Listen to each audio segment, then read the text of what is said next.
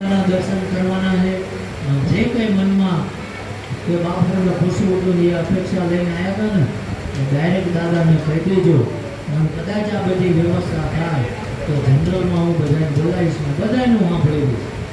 સમજાઈ ગયું? જોવું નથી, સાંભળવું જ છે અને એ દાદાને આપી દેવું છે. કેમ ના થાય? જો તમારો મારો તાર એક હશે તો નારાયણ જરૂર સાંભળશે.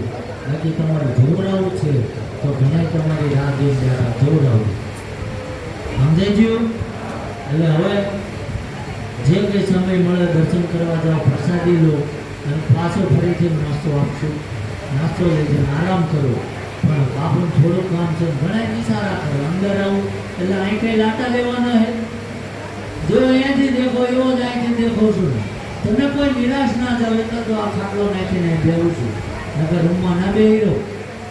સમજાય ને કે તમારે અહીં કોઈ ડૂબી ના જાય, કોઈને એવું ના થાય કે બાપુ જોવા ના મળે. બાકી મારા કઈ લેવાનું જે કઈ છે એનામાં છે. પણ તમને એવું થાય કે હાલો બાપુ તો ફોનમાં જોયા આ જોવું જોઈએ તો એટલે જ આ બેહી રહ્યો છું. ભાઈ એમાં અભાવ ના લાગે. આ તો અહીં આવી જાય મને ઓળખો ફલાણા ભાણું કેટલો બધો પાવ મળે ને હું રૂમ લેવા આવે રે અહીં કઈ જરૂર નથી કોઈ. સમજાય ને કે અહીં બધા દાદાના દીકરા છે, આપણે આપણી કુળદેવી ભગવતીના દીકરા છે. આપણે જે સારું ના થાય કહે નહીં. આપણે મંદિર જ્યાં છે અને મંદિર જ્યાં કેવું વર્તન હોય એટલું તો આપણા મા બાપે શીખવાડ્યું જ હોય. અને ના શીખવાડ્યું હોય એટલા લગી તો આ મેં બોલ્યો ને એમાંથી શીખી લેજો. ક્યાંય વર્તન કરશો ગમે એવું અમે ચલાવી લઈશું પણ બીજે આવું ના કરતા. સમજાય ને? આપણે જે માણસ છીએ આપણે, કારણ કે બધા જીવના ભગવાને આડા ઘડ્યા અને માણસ ઊભો ઘડ્યો. તો માણસ એક જ આડો હાલે, બધા જીવ આડા હાલે છે તો જીવ છે.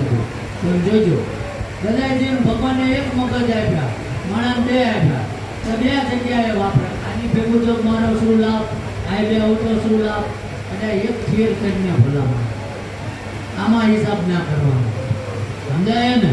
આપણને ઘણી વાર પૂછે કેટલા દિવસે આવીએ કે આ કઈ કોર્ટની તારીખ ભરવાની તને મજા આવે આવતી નકર જય ગોપાલ. સમજાય?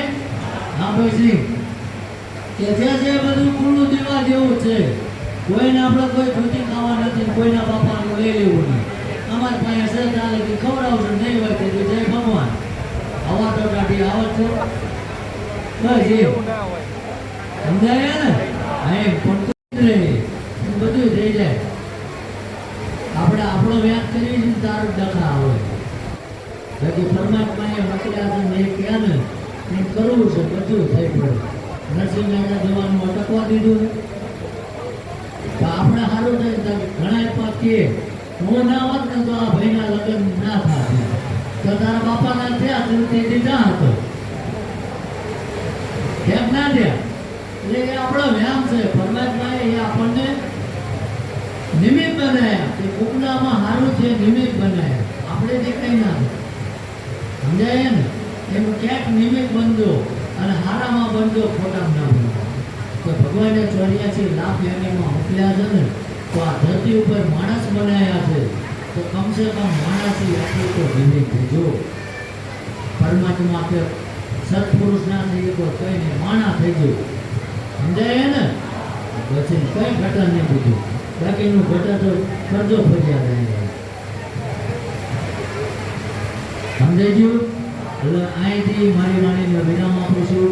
અને જે કંઈ દર્શન કરવા બેહો નિરાતે પાણી ના કરતા રેલિંગો ટેપી ટેપી.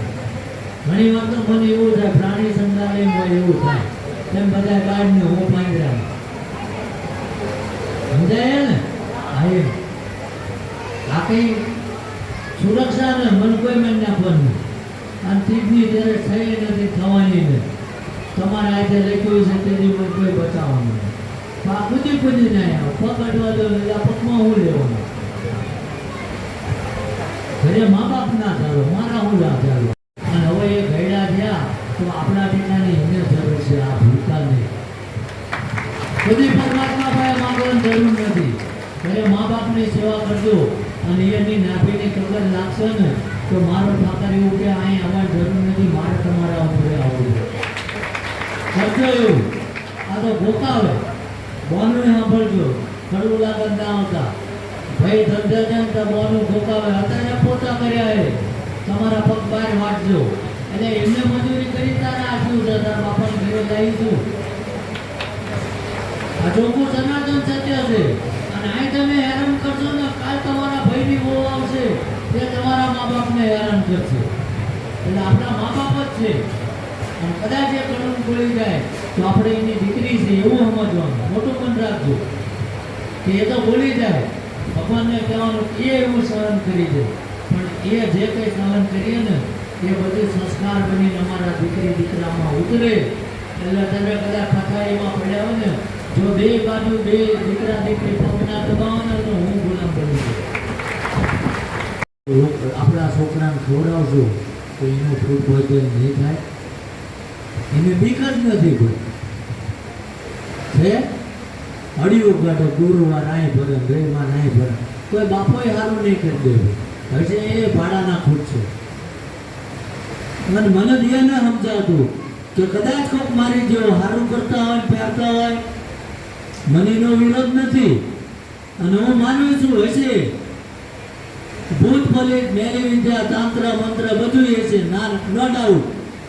પણ ક્યારે આવે કે આપણી કુળદેવી આપણો આરાધ્ય દેવ આપણો દ્વારકાધીશ આપણો ભોળોનાથ કે હનુમાનજી મહારાજ એની કૃપા આપણેથી હટી હોય ને તો હમણાંની મેલી વિદ્યા આપણા ઘરમાં આવે. ના કહે તેનું મારી ઉપર નાખવું હોય જો આ વાળે હેલી ચમ કે મને આ 900 વર્ષે વળ્યો ને એ મારા બાપ ઉપર ભરોસો છે.